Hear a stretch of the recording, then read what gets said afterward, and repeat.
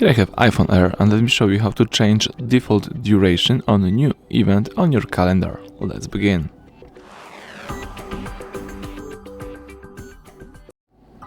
At the very beginning, let's open Settings. From the list of settings, scroll down to the bottom of the list and simply tap Apps. From Apps, let's choose here Calendar. Here you've got a few interesting features and settings that you can change, but in my case, let me choose duration for new events. As you can see, the default is 1 hour, but you can tap here and you can change it. For example, you can make your new events last for 15 minutes or even 2 hours. In my case, let me choose 30 minutes, it will be perfect for me.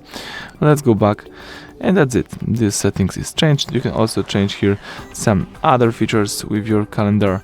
For example, you can choose the default calendar, you can choose the synchronization settings, time zone settings, and a lot of more. Thank you for watching. Please subscribe to our channel, leave thumbs up under the video.